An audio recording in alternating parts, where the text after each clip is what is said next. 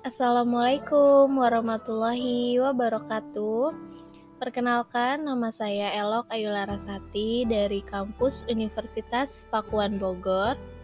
Di sini saya akan menayangkan sebuah video kampanye praktik baik pada mata kuliah Perspektif Sosiokultural dalam Pendidikan yang diampu oleh dosen saya, yaitu Bapak Santa MPD.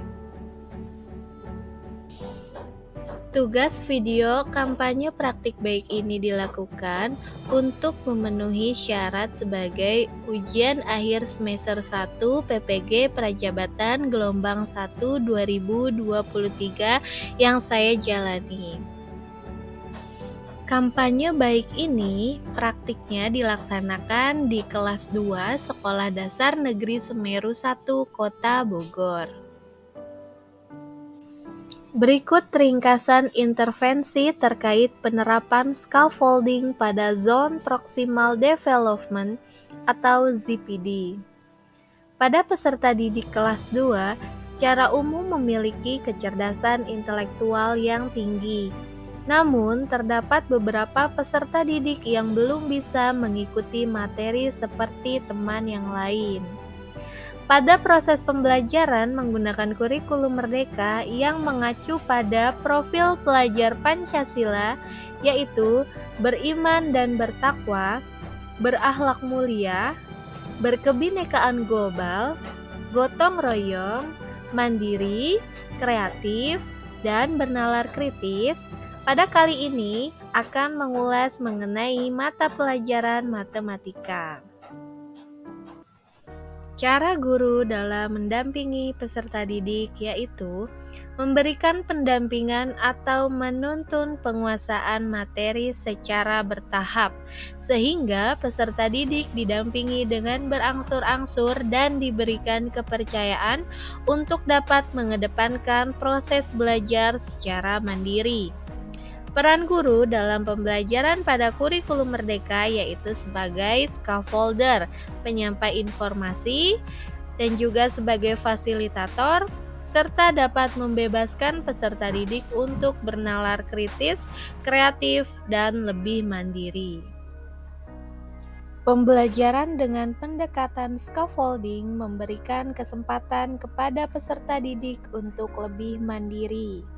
Secara operasional, langkah-langkah dalam penerapan scaffolding adalah guru menjelaskan dan menyampaikan informasi sebanyak-banyaknya mengenai subpokok bahasan, yaitu materi pelajaran.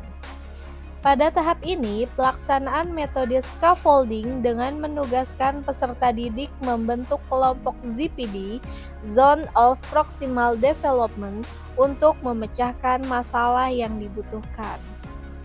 Penerapan pembelajaran scaffolding pada Zone of Proximal Development atau ZPD pada kelas 2 Sekolah Dasar Negeri Semeru 1 Kota Bogor. Zone of Proximal Development atau ZPD merupakan suatu media jarak antar kemampuan peserta didik yang melakukan suatu tugas paling sulit yang dapat dilakukan sendiri dan tugas yang paling sulit yang peserta didik bisa lakukan dengan bantuan atau bimbingan dari orang yang lebih dewasa dari peserta didik tersebut, atau berkolaborasi dengan teman sebaya dan melakukan pemecahan sesuai dengan kemampuan peserta didik tersebut. Pembelajaran scaffolding merupakan pemberian bantuan kepada peserta didik selama tahap awal pembelajaran dan mengurangi bantuan tersebut ketika ia mampu mengerjakan sendiri. Sebagai teknik bantuan belajar dapat dilakukan pada saat peserta didik merencanakan, melaksanakan, dan merefleksikan tugas-tugas belajarnya. Penerapan scaffolding terbagi menjadi 4 tahap. Yang pertama yaitu kegiatan pembelajaran berpusat pada peserta didik agar peserta didik lebih aktif dalam pembelajaran. Sementara guru hanya sebagai fasilitator atau pendamping di kelas 2. Yang kedua, Pada kegiatan pembelajaran, guru melakukan kegiatan dengan berdiskusi dan tanya jawab. Yang ketiga, pada kegiatan awal, guru memberikan pertanyaan pemantik untuk mengetahui tingkat pemahaman dan pengetahuan peserta didik. Yang keempat, guru menampilkan media pembelajaran yang dapat membangkitkan rasa ingin tahu peserta didik dan meningkatkan motivasi belajar serta membuat peserta didik mampu berpikir kritis. Berikut praktik baik yang dilakukan oleh guru pada kelas 2. Di sini, guru menyusun kelompok belajar untuk kelas 2, di mana setiap kelompok beranggotakan 4-5 peserta didik yang memiliki kemampuan berbeda. Di setiap kelompok, minimal satu peserta didik yang memiliki kemampuan tinggi untuk menjadi tutor teman sebaya dalam kelompok tersebut. Di sini, guru menampilkan presentasi tentang pengelompokan bangun ruang berdasarkan banyaknya rusuk, sisi, dan titik sudut, serta video lagu yang berkaitan dengan materi bangun ruang agar peserta didik lebih mudah memahami materi. Kemudian, guru memberikan LKPD atau lembar kerja peserta didik untuk berdiskusi dengan kelompoknya. Di sini, guru memberikan bantuan secara penuh kepada peserta didik yang benar-benar mengalami kesulitan.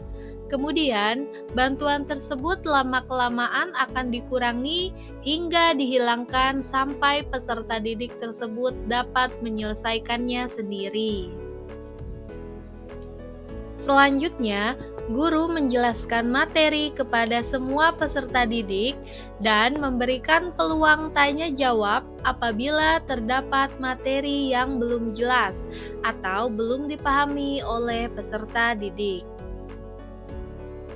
Di sini, guru mulai memberikan tugas kepada peserta didik dengan catatan peserta didik yang kesulitan dalam mengerjakan tugas dapat meminta bimbingan teman sebaya yang ditunjuk sebagai tutornya.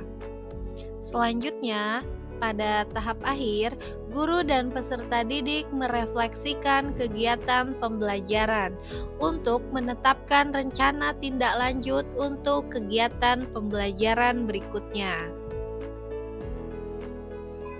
Berikut adalah hasil yang dicapai terkait penerapan scaffolding pada ZPD, Zone of Proximal Development.